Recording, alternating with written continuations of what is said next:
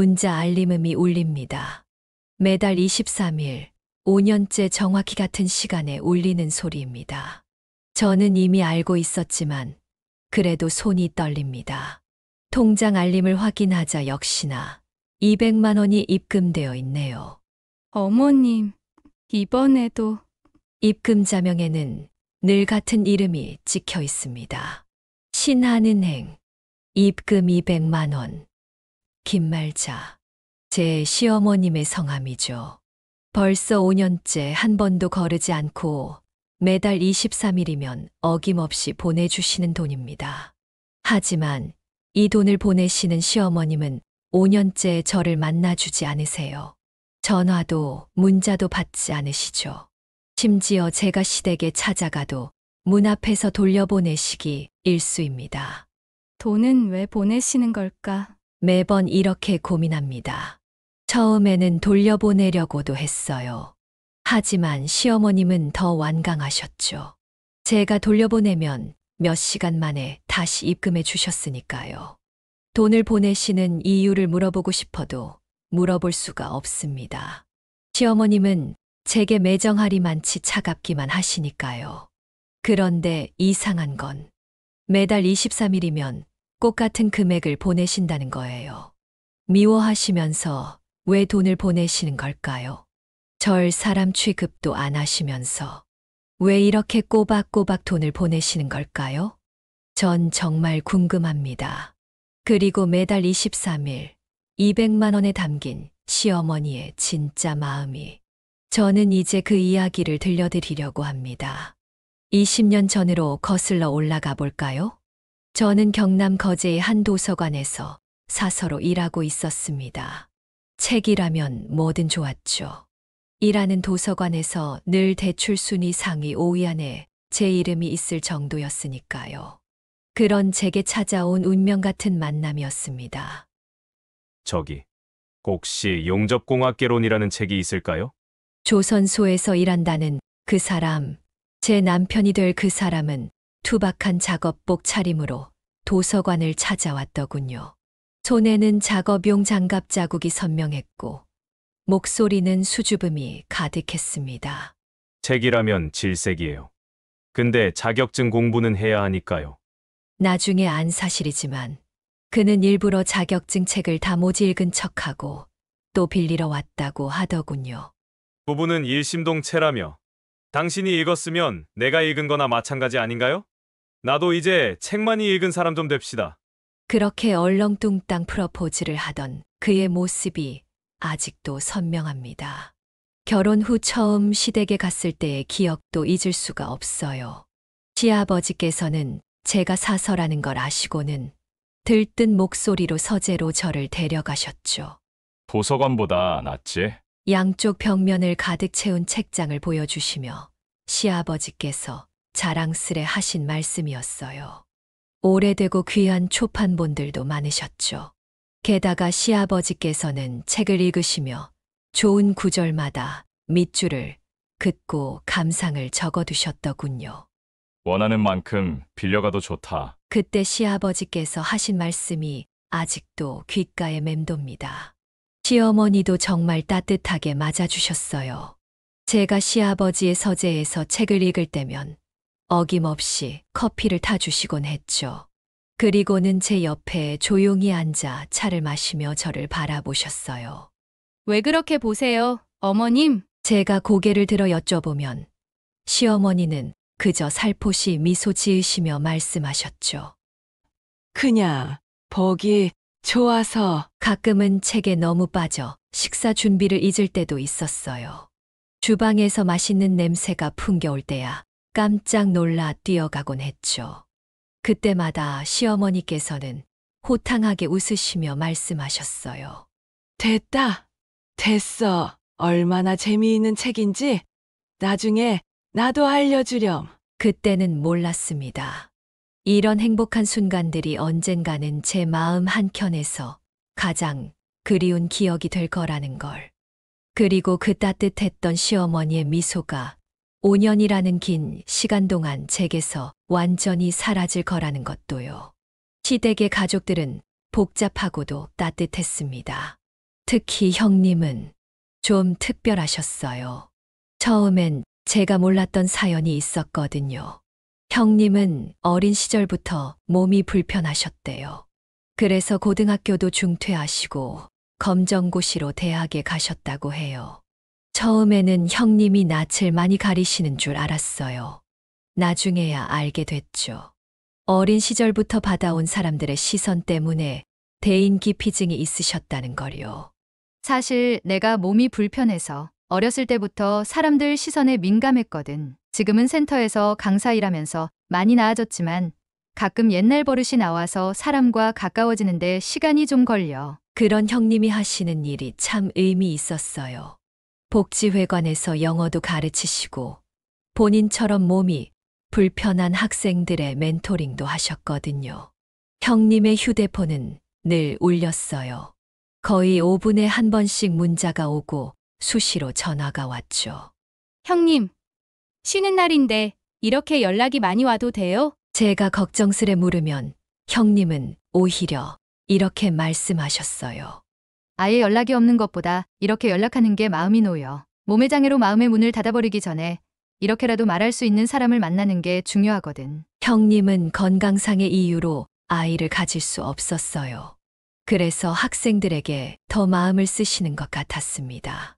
그런 형님을 보며 저는 늘 존경스러웠어요.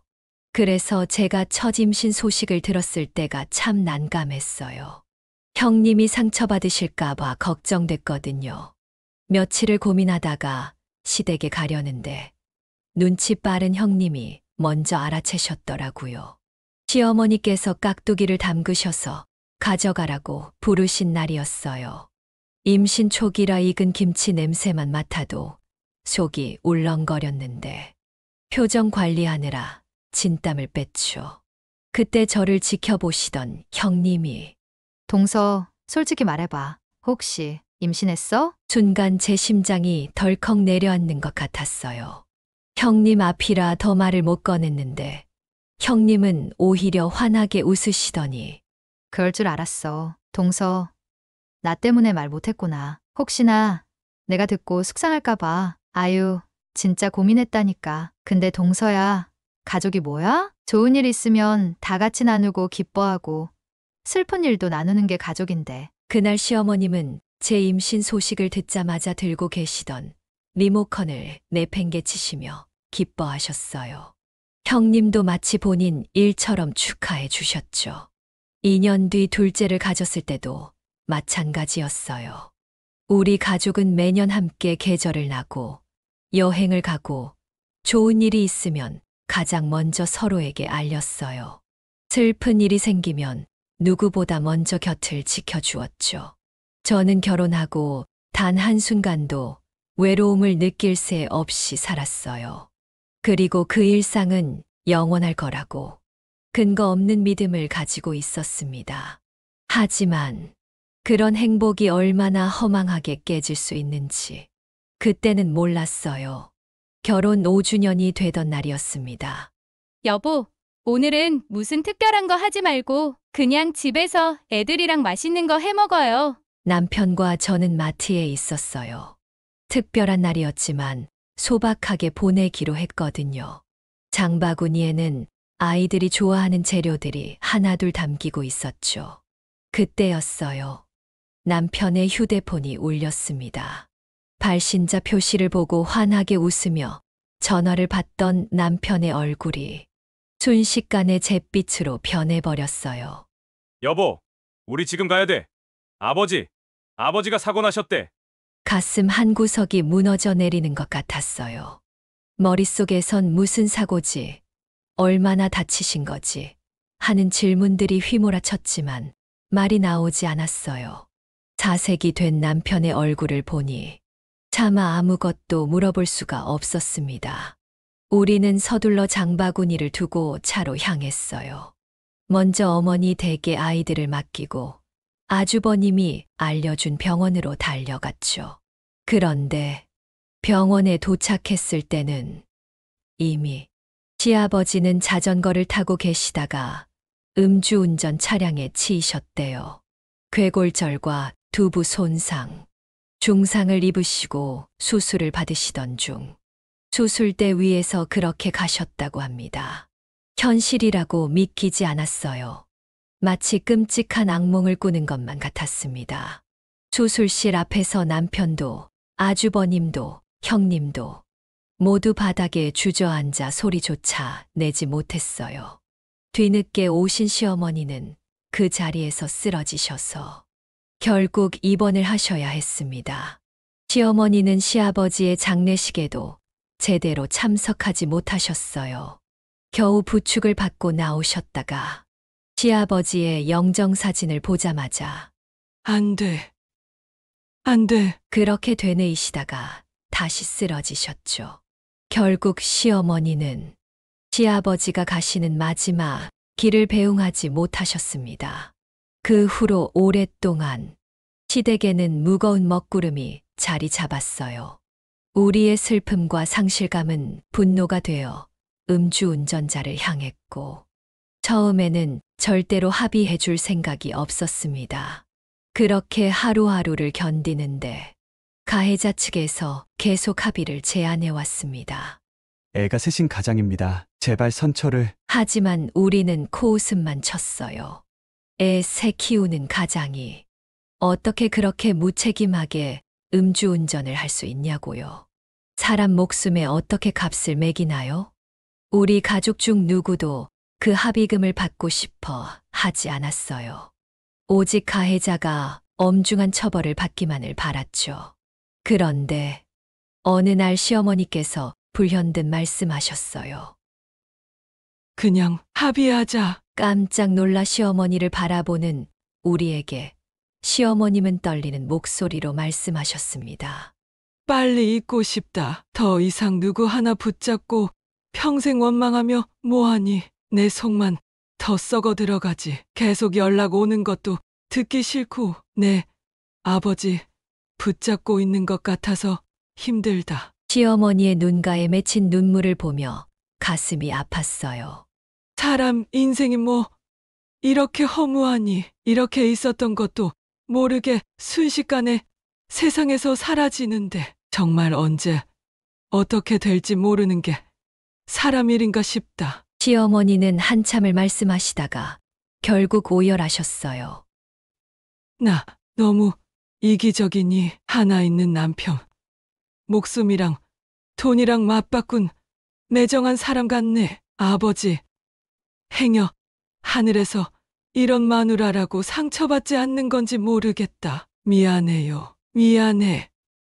내가 너무 미안해. 그 말씀을 듣는 순간 우리 모두 시어머니의 선택을 이해할 수 있었어요. 남편도, 아주버님도, 형님도, 그리고 저도 더 이상 시어머니의 생각을 바꾸려 하지 않았습니다. 어쩌면 시어머니는 우리보다 더 깊은 곳에서 이 상황과 싸우고 계셨던 걸지도 몰라요. 돈으로는 절대 채울 수 없는 그 상실감과 매일매일 마주해야 하는 빈자리와 결국 우리는 합의했습니다. 하지만 매년 결혼 기념일이 돌아올 때마다 저와 남편은 우리의 결혼을 축하하지 못했어요. 그날은 이제 영원히 시아버지를 잃은 날이 되어버렸으니까요. 시간이 흐르면서 조금씩 일상으로 돌아왔지만 완전히 예전으로 돌아가진 못했어요. 가족들과 만나서 이야기를 나누다가도 문득 찾아오는 침묵 속에서 우리는 모두 같은 사람을 그리워하고 있다는 걸 알 수 있었습니다. 그때는 몰랐어요. 이것이 끝이 아니라는 걸. 우리 가족에게 또 다른 시련이 찾아올 거라는 걸. 오늘 저녁에는 만두전골 해먹자. 그날 아침 남편은 평소와 다름없이 출근했어요. 일어나자마자 씻고 출근하기 전에 늘 하던 말도 잊지 않았죠. 제가 그날따라 몸이 안 좋다고 하니까 퇴근하고 집에 들어올 때 약도 사오겠다고 했어요. 그런데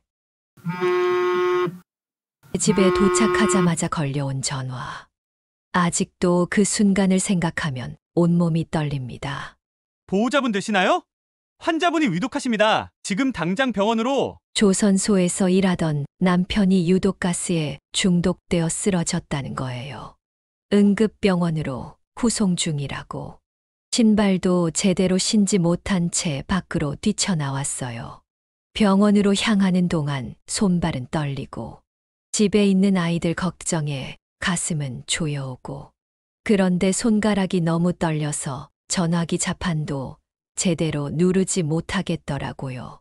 주먹을 쥐었다 폈다 몇 번을 반복하며 진정하려 했지만 온몸이 얼음장처럼 차가워졌어요. 겨우 형님에게 전화를 걸었어요. 형님, 제발 우리 애들 시댁으로. 말도 제대로 못하는 저를 형님은 단번에 이해하셨어요. 알았어. 동서, 걱정하지 마. 내가 시숙이랑 가서 애들 데리고 올 테니까 동서는 얼른 병원부터 가. 도착하면 전화해. 하지만 병원에 도착하자마자 저는 형님에게 전화드리는 것조차 잊어버렸어요. 죄송합니다만 의사 선생님의 말씀에 세상이 멈춰버렸어요. 안 돼요. 안 돼. 거짓말이에요. 우리 애들한테 약 사온다고 했는데, 만두전골 해준다고 했는데. 주변에서 누군가가 저를 부축했지만 제 다리는 휘청거렸고 결국 저도 병원 침대에 눕게 됐어요. 과호흡이 왔다나요. 진정제를 맞고 눈을 떴을 때 시어머니와 형님이 저를 내려다보고 계셨어요. 수척해진 얼굴로. 눈이 마주치자마자 우리는 모두 울음을 터뜨렸죠. 왜 우세요? 아니잖아요. 우리 남편 괜찮잖아요. 안 죽었잖아요. 현실을 부정하는 제 말에 시어머니와 형님의 울음소리는 더 커졌어요. 불쌍한 우리 현애. 어쩌니, 아유, 불쌍한 우리 현애. 시어머니는 제 등을 쓰다듬으시며 오열하셨죠. 정신을 잃고 다시 깨어나고 탈수가 와서 또 실려가고 그렇게 며칠을 반복했어요. 사람이 감당할 수 없는 스트레스를 받으면 그냥 그대로 넘어가더라고요. 눈을 뜰 때마다 천장이 보이면 차라리 다시 눈을 감고 싶었어요. 눈을 감았다 뜨면 오늘 저녁에 만두전골 해먹자고 하고 출근한 남편이 나타났으면. 하지만 현실은 저를 불쌍하고 안쓰럽게 쳐다보는 사람들 뿐이었어요. 시아버지가 떠나신 지 얼마나 됐다고. 또 이런 시련이. 그리고 저는 몰랐어요. 이것이 끝이 아니라는 걸. 더 큰 아픔이 저를 기다리고 있다는 걸. 남편이 떠나고 나서 한동안 저희 어머니가 와서 절 돌봐주셨어요. 아무래도 제가 아이들을 보기에는 힘든 상태였거든요. 2주 만에 8kg가 빠졌고 불면증에 식이장애까지 왔었죠. 그때 자주 꿈을 꿨어요. 남편이 나와서 제가 밥을 차려주는 꿈. 남편이 잠깐 집에 와서 씻고 가는 꿈. 손을 잡고 산책하는 꿈. 하지만 이상했어요. 꿈에서 남편은 단 한마디도 하지 않았거든요. 제가 붙잡고 가지 마. 이번엔 나랑 얘기 좀 해줘. 애원해도 끝내 입을 열지 않았어요. 누군가와 이 꿈 얘기를 하고 싶었어요. 남편을 잘 아는 사람과. 그래서 시댁을 찾아갔죠. 처음에 시어머니는 반겨주셨어요. 괜찮니? 눈물을 보이시며 저를 맞아주셨고 제 꿈 이야기도 끝까지 들어주셨죠. 먼저 간 사람이 꿈에 나와서 말을 안 하는 게 오히려 좋은 거라고 하더라. 억울할 것도 후회할 것도 없어서 할 말이 없는 거라고. 아마 민호가 그렇게 급작스럽게 갔어도 현애, 너를 믿으니까 더 이상 해줄 말이 없나 보다. 그런데 하루, 이틀, 몇 년이 넘어가자 그 후로 시어머니의 태도가 달라지기 시작했어요. 제가 시댁에 찾아가도 차 한 잔 마시고는 피곤하다며 안방으로 들어가셨고 어떤 날은 아예 방문도 열어주지 않으셨어요. 그러더니 어느 날 현애야, 너 언제까지 이렇게 자주 찾아올 거니? 내가 저번부터 말하고 싶었는데 여기가 뭐 방앗간도 아니고. 마치 제가 있어서는 안 될 자리에 와 있는 것처럼 말씀하시더라고요. 갑자기 왜 그러세요? 어머님, 혹시 제가 뭘 잘못했나요? 아니, 그냥 연이 다 된 거지. 민호도 그렇게 갔는데 언제까지 혼자 된 며느리랑 이렇게 자주 보는 것도 영. 솔직히 너 보면 나도 계속 민호 생각이 나서 괴로워. 가슴이 철렁 내려앉았어요.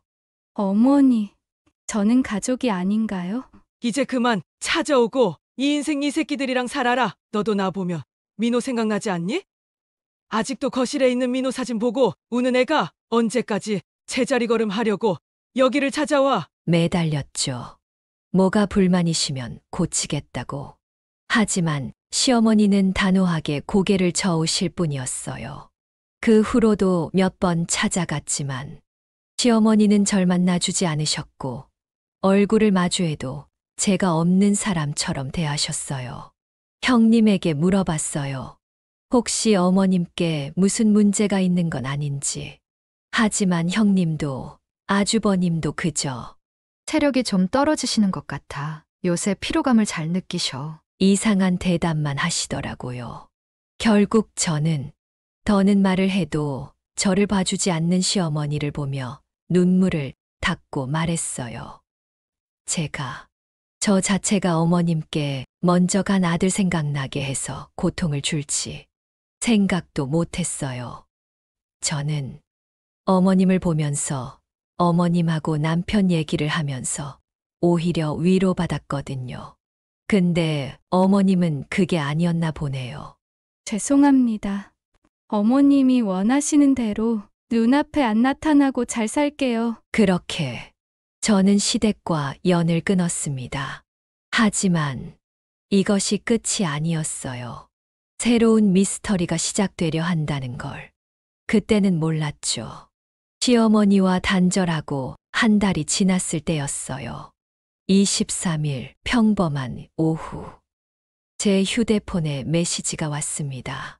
신한 입금 200만 원 김말자. 순간 눈을 의심했어요. 발신인은 분명 시어머니. 이게 무슨? 황당했어요.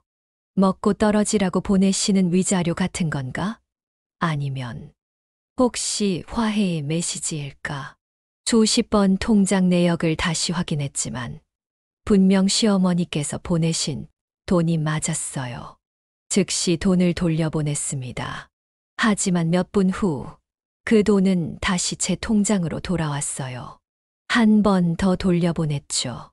그런데 또다시 입금이 마치 핑퐁 게임 하듯 주고받기를 반복하다가 아주버님의 전화였어요.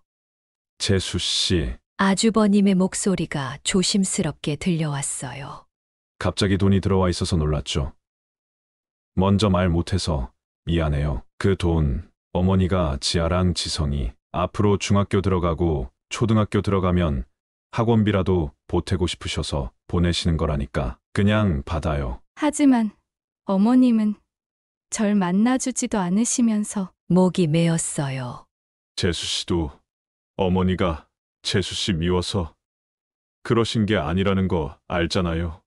그냥 본인도 살려고 사지 잘라내는 심정으로 재수 씨를 보낸 거니까 어머니 마음 조금이라도 편안하게 해줘요. 아주버님의 말씀에 눈물이 흘렀어요. 잠시 후 다시 입금된 200만 원을 보며 이번에는 돌려보내지 않았습니다. 대신 따로 통장을 만들어 그 돈을 넣어뒀어요. 아이들 교육비라고 써서요.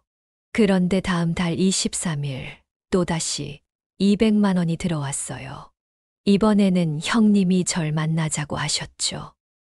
통서, 앞으로 어머니께서 계속 200만 원씩 보내실 거야. 부담스러워하지 말고 그냥 다른 생각하지 말고 받아. 동서한테 미안해서 보내시는 거니까. 시어머니는 절 자르는 아픔의 대가로 매달 200만 원씩 보내기로 하신 걸까요? 그 돈을 받으면서도 저는 여전히 시어머니의 진심을 알 수 없었어요. 왜 만나주지 않으시는데 왜 매달 이렇게 큰 돈을 보내시는 걸까? 그렇게 5년이 흘렀습니다. 매달 23일이면 어김없이 입금되는 200만 원. 그리고 단 한 번의 연락도 만남도 없었던 시어머니. 그런데 어느 날 갑자기 한 통의 문자가 왔어요. 그때부터 모든 것이 바뀌기 시작했습니다. 시어머니의 첫 송금이 시작된 후 저희 삶은 이상한 패턴을 그리기 시작했어요. 매달 23일이면 어김없이 들어오는 200만 원. 송금 알림이 울릴 때마다 가슴 한켠이 시큰거렸어요. 돈을 보내시는 시어머니는 한 번도 연락을 주시지 않았어요.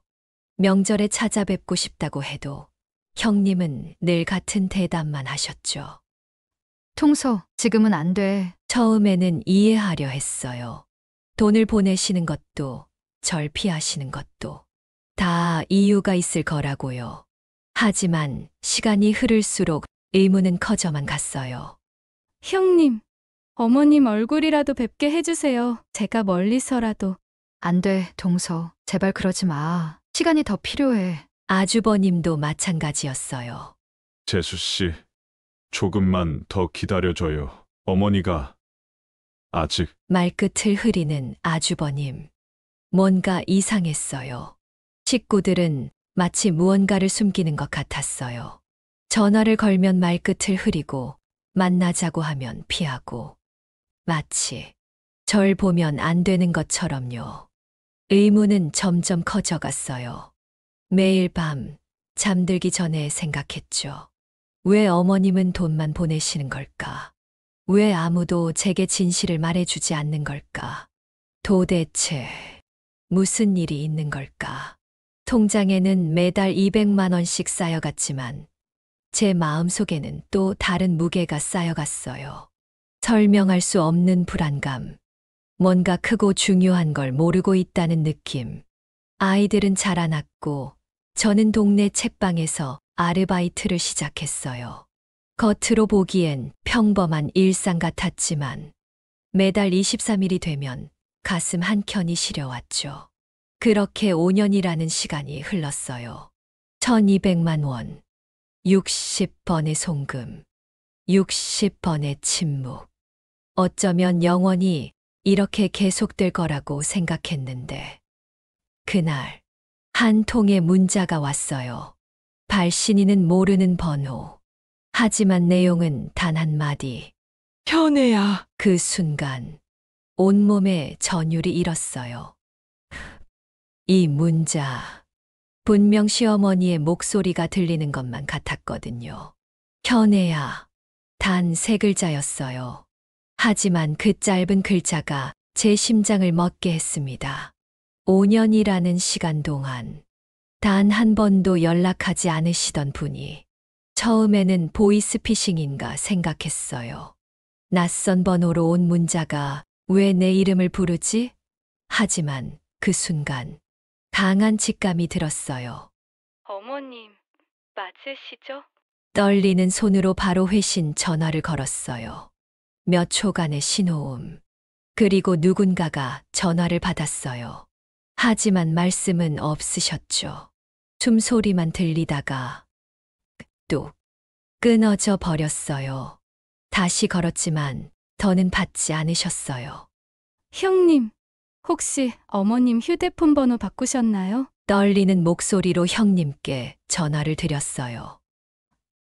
갑자기 왜? 지금 모르는 번호로 문자가 왔는데 왠지 어머님 같아서요.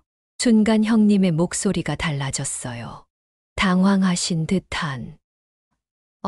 뭐라고 왔는데? 그냥 제 이름만. 일단 통서 기다려봐. 내가 알아볼게. 형님은 급하게 전화를 끊으셨어요. 그리고 몇 시간 뒤 다시 걸려온 전화.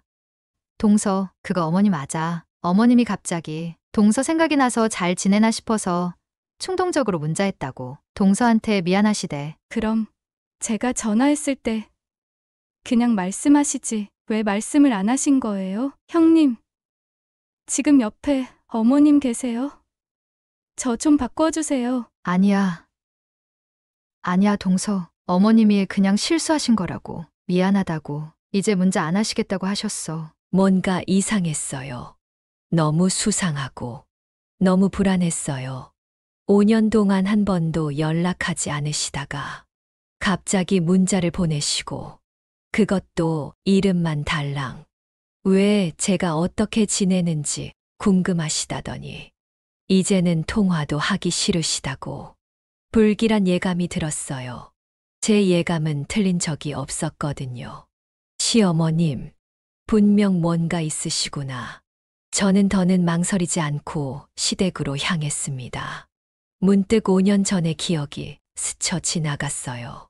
그때도 이렇게 시어머니께서 절 거절하셨었죠. 하지만 이번은 달라요. 절대 물러서지 않을 겁니다. 시댁 앞에 섰을 때 가슴이 터질 것만 같았어요. 하지만 손가락으로 초인종을 누르기도 전에 형님과 아주버님이 현관 밖으로 나오셨어요. 통서, 지금은 안 돼. 형님, 비켜주세요. 전 어머님을 뵈어야 해요. 재수 씨, 제발 돌아가요. 아주버님의 목소리가 떨렸어요. 두 분 다 평소와는 다른 불안한 기색이 역력했죠. 왜 이러세요? 대체 뭘 숨기시는 거예요? 저도 알 권리가 있어요. 제 목소리가 점점 커졌어요. 울컥 치밀어 오르는 감정을 주체할 수가 없었거든요. 5년이에요. 5년 동안 매달 돈을 보내시면서 왜 절 만나주지 않으시는 건데요? 그리고 갑자기 그 문자는 또 뭐예요? 제 이름만 보내시고 전화는 왜 끊으신 거고? 눈물이 흘렀어요. 아주버님이 다가와 절 잡으려 하셨지만 저는 뿌리쳤어요. 형님, 아주버님, 제발 비켜주세요. 전 어머님이 보고 싶어요. 어머님, 제발 저 좀 봐주세요. 놀란 형님이 절 붙잡으려 했지만 저는 계속 애원했어요.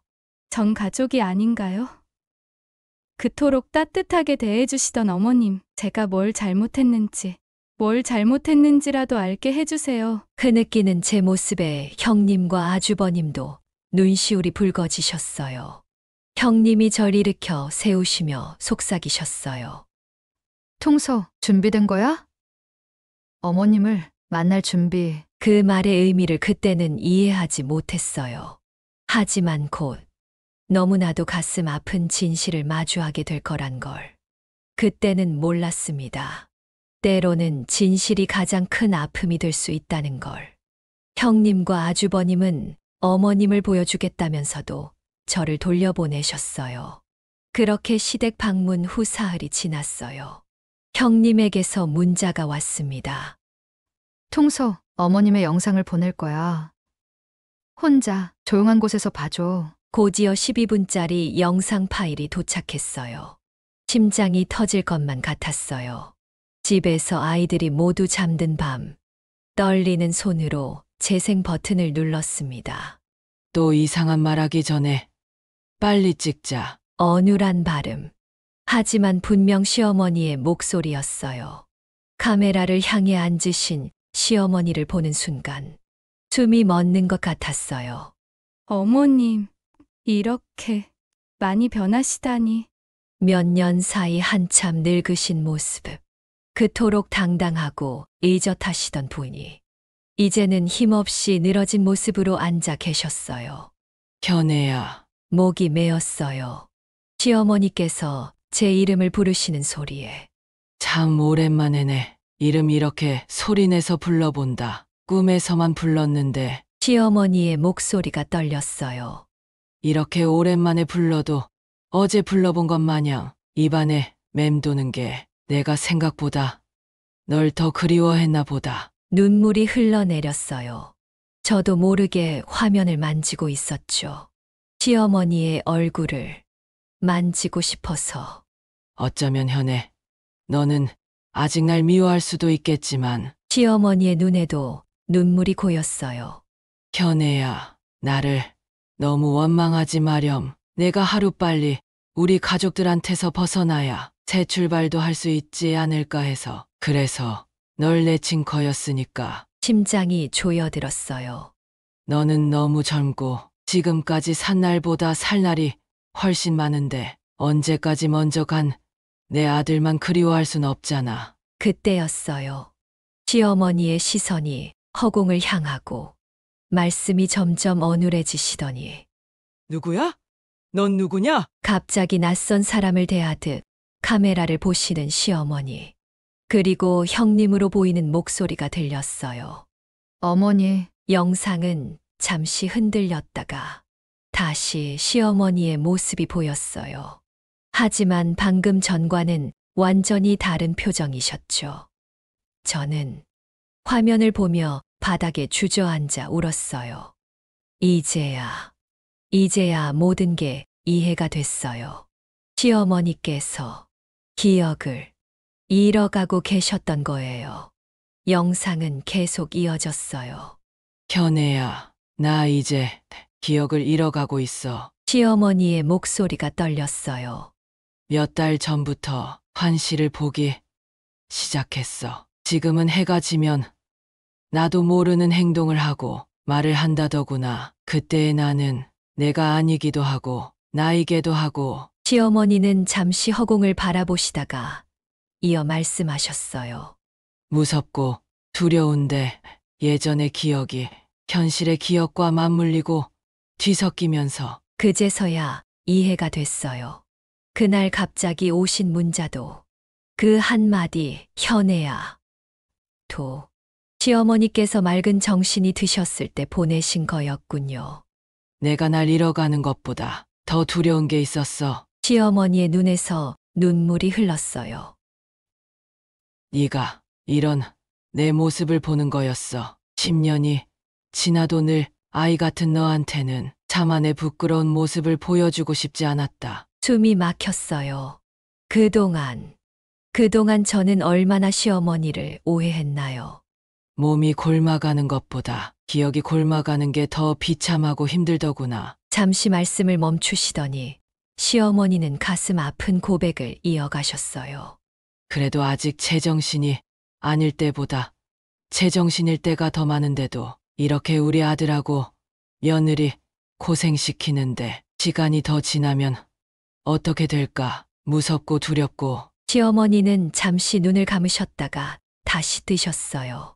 근데 그런 내 남은 인생에 너까지 끌어들이고 싶지 않아서 그나마 정신이 온전할 때 내 목소리로 너한테 마음을 전하고 싶어서 이렇게 영상을 찍게 됐다. 저는 영상 속 시어머니의 얼굴을 어루만졌어요.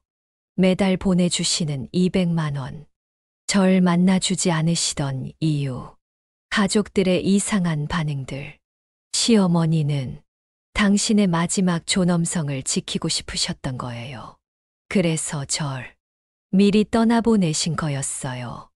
괜히 다시 연락해서 미안하다. 그리고 고마워. 시어머니의 마지막 말씀이 가슴을 파고들었어요.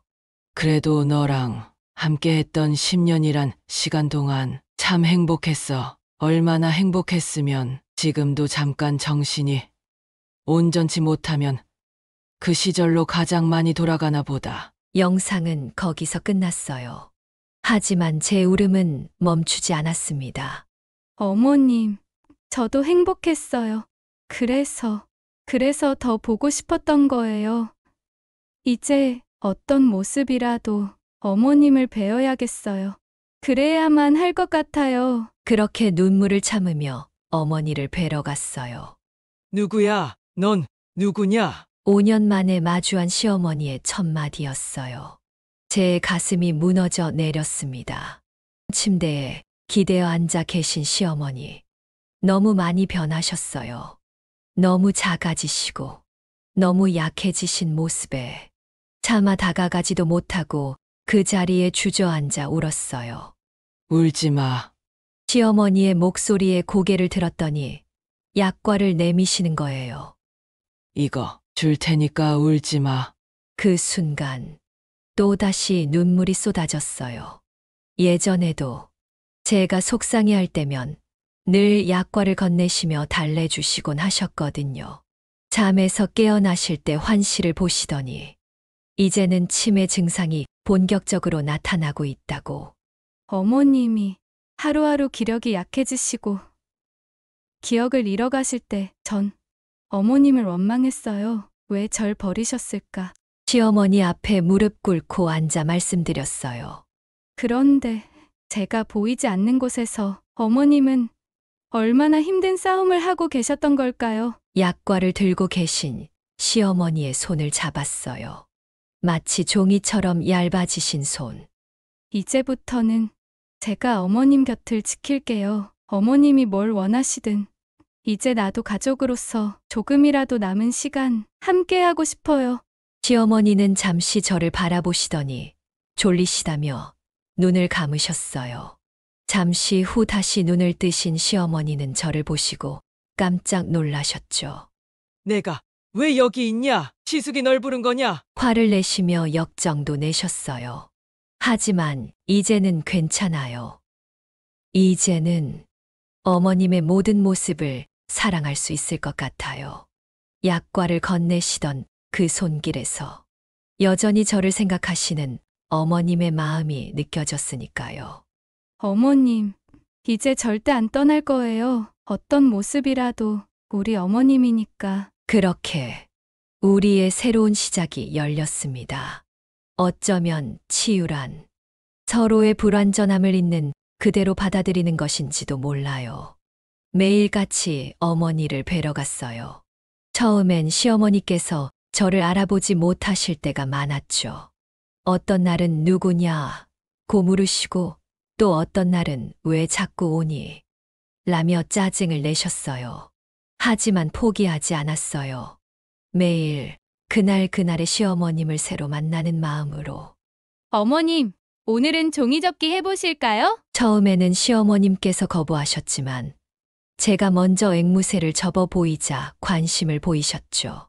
이렇게 접으면 예쁜 앵무새가 돼요. 그날은 정말 놀라웠어요. 시어머님께서 저보다 더 예쁘게 앵무새를 접으신 거예요. 어머님, 너무 예쁘게 접으셨어요. 그런데 다음번엔 전혀 접지 못하실 때도 있었어요. 그럴 때면 마치 어린아이처럼 토라지셔서는 못해. 못한다고. 종이를 구기시고 저에게 던지기도 하셨죠. 하지만 괜찮았어요.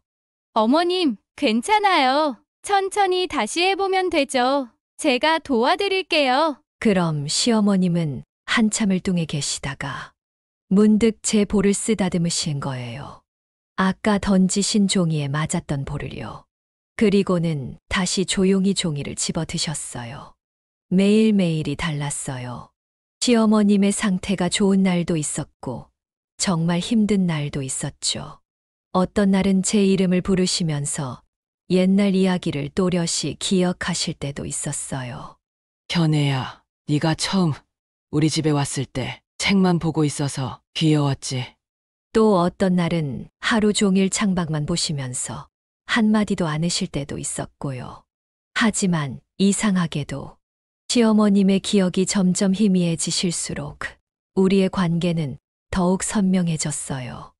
예전에는 서로 어른스러운 모습만 보여주려 했다면 이제는 있는 그대로의 모습을 보여주게 된 거죠. 시어머님이 화를 내실 때면 저도 솔직히 서운함을 표현했고 기쁠 때면 함께 웃었어요. 마치 진짜 모녀처럼요. 어머님, 제가 접은 거 어때요? 좀 못생겼네. 어머님도 참 너무하세요. 삐졌나? 그렇게 웃고 투정 부리고 때론 다투다가도 금세 화해하는 사이가 됐어요. 형님이 그러시더라고요. 동서, 요새 어머님 표정이 밝아지신 것 같아. 맞아요. 저도 느꼈어요. 비록 기억은 점점 희미해지시지만 시어머님의 마음만은 더욱 따뜻해지신 것 같았어요. 그리고 저도 처음으로 진정한 의미의 효를 배우게 된 것 같아요. 완벽하지 않아도 괜찮아요.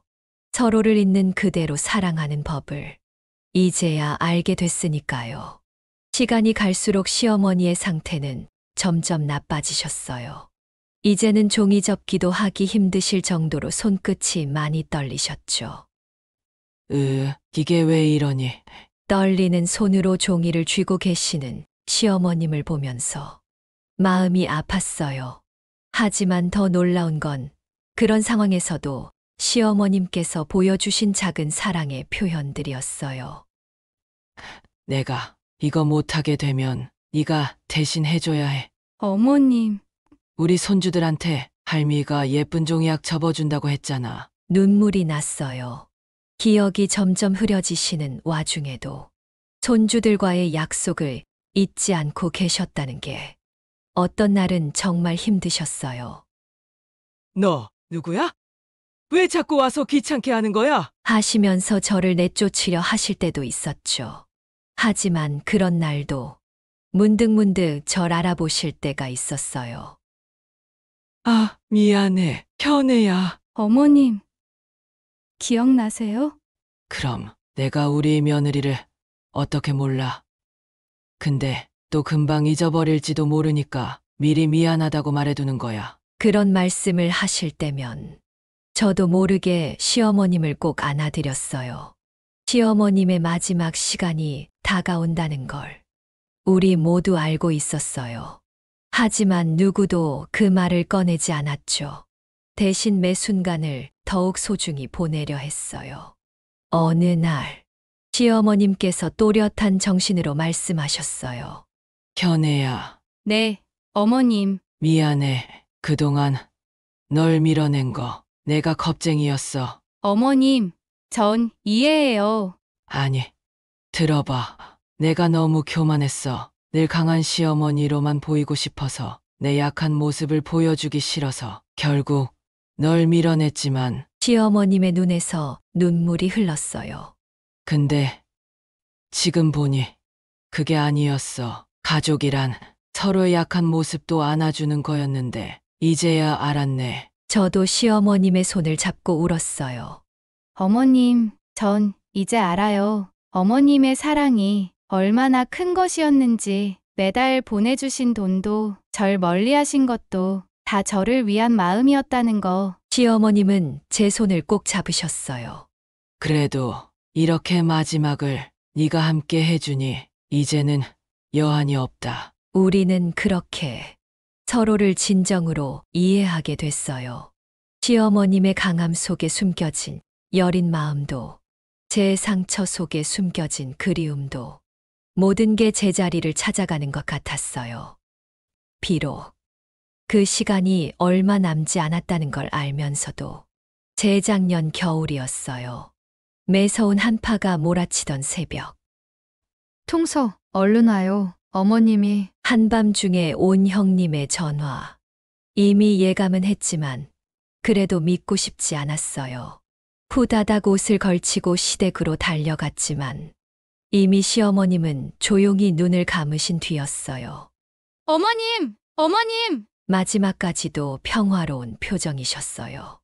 마치 깊은 잠에 드신 것처럼. 침대 옆 탁자에는 제가 어제 접어드린 종이학이 놓여 있었어요. 어머님이 어제 밤까지도 그거 보시면서 현애 얘기하셨어. 형님이 떨리는 목소리로 말씀하셨어요. 이 종약 참 예쁘게 젖었지. 그게 시어머님의 마지막 말씀이었대요. 가슴이 먹먹했어요. 마지막 순간까지도 절 생각해 주셨다는 게 장례를 치르는 내내 이상한 느낌이었어요. 슬펐지만 또 한편으로는 이상하게 마음이 따뜻했거든요. 현애야, 장례식장에서 형님이 제게 조용히 말씀하셨어요. 어머님이 마지막으로 우리한테 부탁하신 게 있어. 현애한테 매달 23일 잊지 말고 꼭 연락하라고. 그제야 알았어요. 매달 23일이 제가 처음 시댁에 온 날이었다는 걸. 시어머님은 그 날을 끝까지 기억하고 계셨던 거예요. 치매로 다른 기억들은 잃어가시면서도 그 날만큼은 잊지 않으셨던 거죠. 현애야, 어머님 가시면서 이것도 남기셨어. 형님이 건네주신 봉투. 거기엔 제가 시어머님께 드렸던 첫 편지가 들어있었어요. 결혼하고 얼마 되지 않았을 때 어버이날에 썼던 종이가 누렇게 바래고 모서리는 닳았지만 매일매일 읽으셨다는 게 느껴졌어요. 우리 어머님, 참 지독하시다. 저도 모르게 웃음이 났어요. 이렇게 마지막까지도 사랑한다는 말은 한 번도 못 하시고 이런 식으로 보여주시다니. 눈물이 흘렀지만 이번엔 슬픈 눈물이 아니었어요. 사랑받은 자에 감사한 눈물이었죠. 시어머님은 떠나셨지만 우리에게 참 많은 것을 남겨주셨어요. 얼마 전 저희는 다 같이 시어머님을 뵈러 갔어요. 시아버님과 남편 그리고 어머님이 계신 곳에요. 큰딸은 이제 중학교를 졸업할 나이가 됐고 둘째는 중학교에 입학했죠. 어머님의 영정사진 앞에 섰을 때 가슴 한켠이 시큰거렸어요. 사진 속 어머님은 가장 행복하셨던 그 시절 모습이셨거든요. 보세요, 어머님. 지아가 이제 중학교를 졸업해요. 사진 속 어머님은 여전히 그 따뜻한 미소를 지으신 채 우리를 바라보고 계세요. 형님, 응, 동서? 그거 생각나세요? 어머님이 처음 제가 임신했단 걸 알아채셨을 때 그럼 깍두기 냄새 때문에 동서가 진땀 뺐잖아. 우리는 그렇게 하나둘 추억을 꺼내기 시작했어요. 어머님이 늘 커피 타주시면서 절 바라보시던 거, 동서가 책 읽느라 밥 짓는 걸 깜빡했을 때도 그리고 어머님이 매달 23일마다 이야기는 끝없이 이어졌어요. 눈물 섞인 웃음으로 이야기는 계속됐죠. 문득 깨달았어요. 어머님은 정말 어디도 가시지 않은 것 같아요. 우리의 기억 속에서, 이야기 속에서 여전히 그 자리에 계시니까요. 매달 23일이 되면 저는 아이들과 함께 종이학을 접어요. 어머님께서 마지막으로 걱정하셨던 그 약속을 지키면서 할머니가 이렇게 예쁘게 접으시는 걸 가르쳐 주셨단다. 비록 아이들은 할머니와 많은 시간을 보내지 못했지만 이렇게라도 할머니의 사랑을 전해주고 싶어서요. 형님이 말씀하셨어요.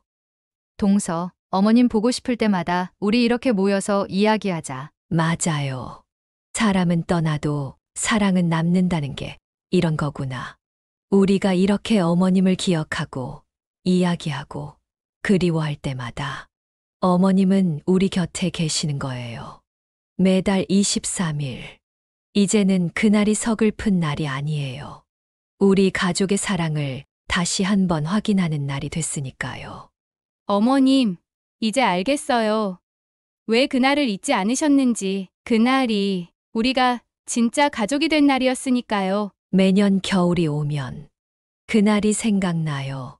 어머님이 조용히 떠나가신 그 새벽. 하지만 이상하게도 이제는 슬프지만은 않아요. 오히려 따뜻함이 더 크게 느껴져요. 어머님은 치매로 기억을 잃어가시면서도 절대 잃지 않으셨던 게 있었거든요. 매달 23일의 약속. 그리고 가족에 대한 사랑. 여러분은 세상에서 딱 한 가지 질병을 없앨 수 있다면 뭘 없애고 싶으신가요? 문득 예전에 어머님께서 하셨던 그 말씀이 생각나요. 세상엔 무서울 정도로 몹쓸 질병이 참 많지만 그 중에서도 치매를 사라지게 만들고 싶어. 그때는 몰랐어요. 왜 그런 말씀을 하셨는지. 하지만 이제는 알아요. 기억을 잃어간다는 건 그저 과거를 잊는 게 아니에요. 현재의 사랑도 소중한 순간도 모든 걸 잃어가는 거죠. 그래도 어머님은 끝까지 지키고 싶으셨던 게 있었나 봐요. 저와의 약속, 가족에 대한 사랑, 그리고 당신의 마지막 자존심. 이제 저희가 어머님의 그 사랑을 이어가려고 해요. 어머님, 사랑합니다. 드디어 말로 전하지 못했던 그 마음을 이제야 전할 수 있게 됐네요. 우리의 이야기는 여기서 끝나지 않아요. 어머님의 사랑은 우리 안에서 계속될 테니까요. 마치 매달 23일처럼 영원히